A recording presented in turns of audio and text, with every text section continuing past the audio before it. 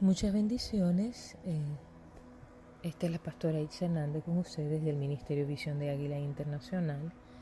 Y aquí contestando algunas preguntas que me envían los hermanos por los diferentes medios sociales, redes sociales. Y me envían estas preguntas que son bien sencillas de contestar, tratando de enfocarnos 100% en lo que habla la palabra de Dios. Dice, Pastora Itza, ¿qué es un profeta? Bueno, basándonos en lo que manda la palabra, un profeta es el que representa la voz de Dios. Un profeta es uno que habla de parte de Jehová. El profeta es la voz de Jehová en medio del pueblo de Dios, en medio del pueblo de Jesucristo. Una segunda pregunta dice, ¿qué es un apóstol? Bueno, el apóstol no es la apostolitis que vemos en este tiempo.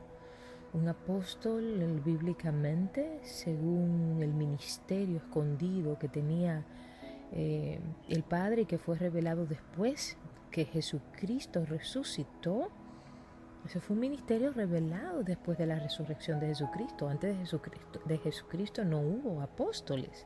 Fue después de la resurrección de Jesús que se constituyó el apostolado.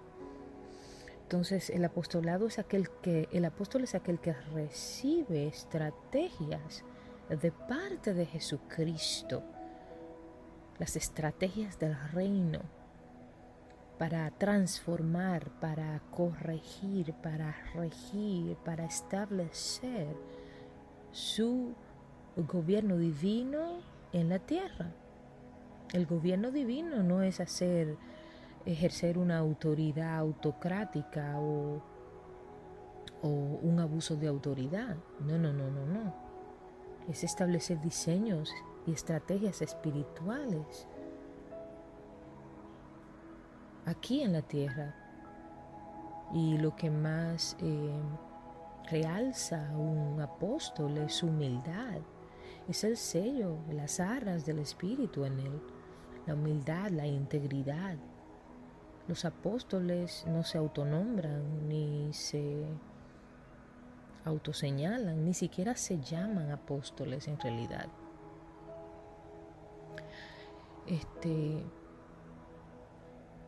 Otra pregunta dice,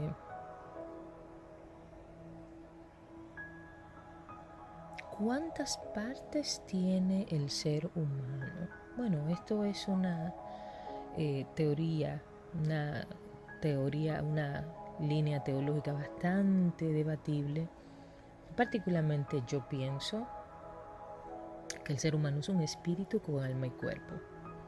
Un espíritu que vino del Padre y que al Padre se devuelve, con un alma que es lo que va al cielo o al infierno, y con un cuerpo físico que es lo que se devuelve al polvo. Con el espíritu es con lo que nos conectamos con el Espíritu Santo cuando recibimos a Jesús.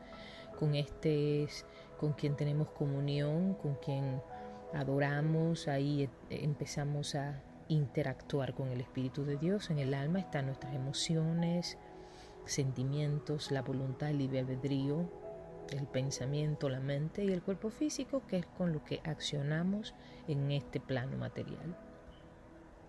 Otra pregunta. ¿Cuántos años duró el pueblo de Israel en Babilonia?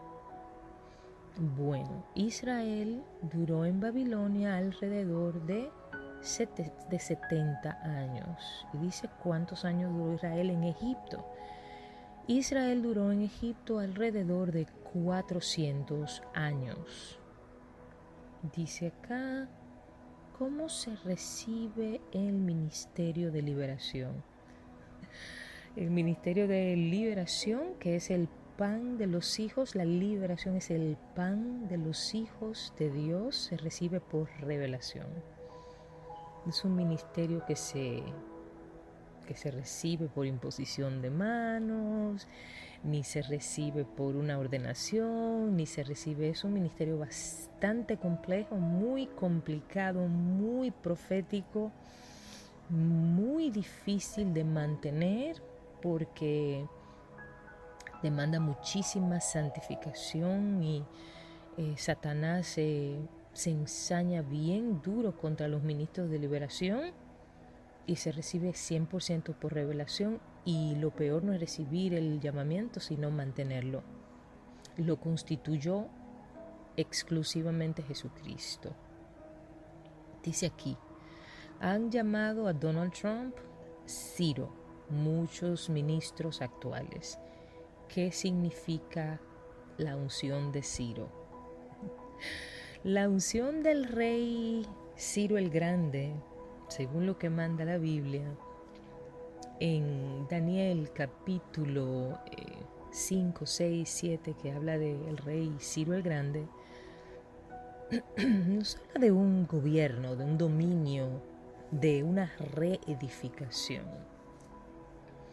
Entonces, Ciro fue el que mandó a reedificar a Jerusalén, sus muros, su templo, la ciudad. Los muros a través de Nehemías, la ciudad a través de Zorobabel y el templo a través de Esdras.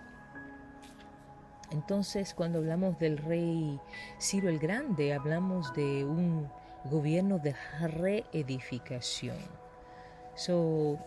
Si me preguntan, yo diría que sería una unción de reedificación. Yo no estoy de acuerdo con que Donald Trump es ningún Ciro el Grande. Sencillamente creo que es un instrumento más. Dios quita y pone reyes, sencillamente es un instrumento más dentro de todo el contexto bíblico, como cada presidente dentro de los Estados Unidos y del panorama mundial, que Dios necesita utilizar como un instrumento para llegar a las profecías que se relatan en la Biblia. Eso es todo. Siguiente pregunta. Muchos hablan de la generación del vino nuevo. ¿Qué significa el vino nuevo? Bueno, esto es una doctrina bastante complicada porque muchos dicen que el vino nuevo es una generación de doble porción, la generación de la unción de Eliseo, la generación de la doble porción, de la unción del Espíritu, de la doble porción de la unción del Espíritu. Honestamente, la doble porción en el Antiguo Testamento, bueno, y también en el Nuevo Testamento, en la completa Biblia, ¿no? La doble porción era para el primogénito. Solamente en el primogénito, bíblicamente, en el pueblo de Israel, recibía la doble porción. Era el único. Cada primogénito de cada padre recibía la doble porción de la primogenitura. Y eso es 100% correcto bíblicamente. Entonces, esta doctrina de la generación del vino nuevo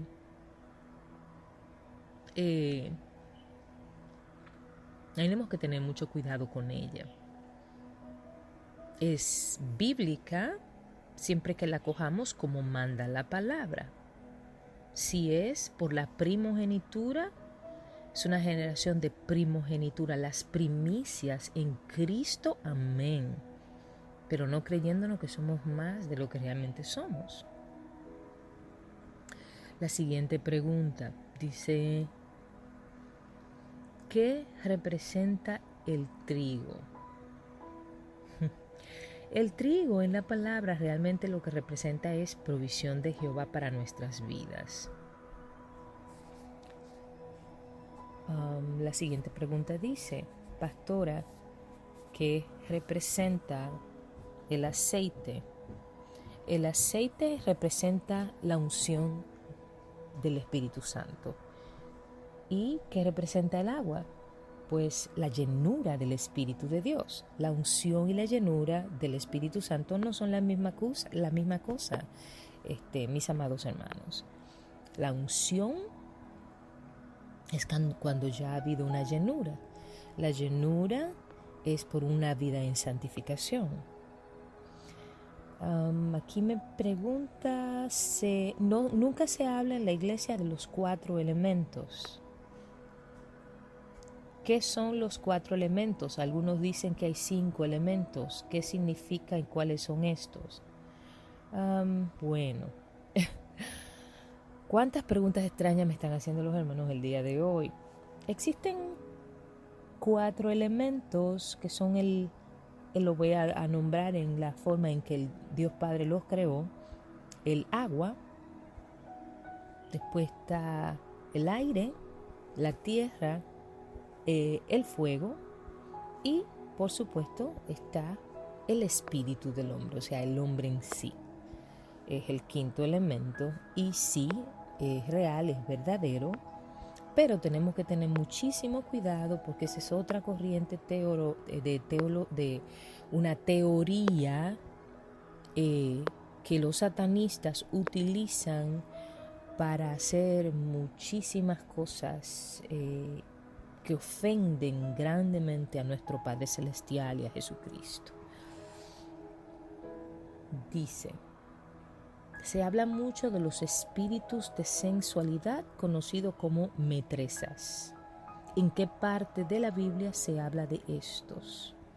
Bueno, las metresas se conocen mucho en el argot caribeño, de donde vengo yo, mis amadas islas Puerto Rico y Santo Domingo, y se conoce y se puede ver bastante fácil entre Proverbios 6 y Proverbios 7 los espíritus de sensualidad que se conocen como metresas. Y dice aquí, ¿cuáles son las armas de un hijo de Dios? Bueno, las armas de la milicia de un hijo de Dios son muchísimas. Y comenzando por 2 Corintios 10, del 4 al 5, que dice, porque las armas de nuestra milicia no son carnales, sino poderosas en Dios para la destrucción de fortalezas. Y continúo por ahí, lo estoy diciendo así de memoria, porque no tengo ahora mismo la Biblia conmigo en la mano, sino que estoy contestando esto así como leo, voy leyendo las preguntas.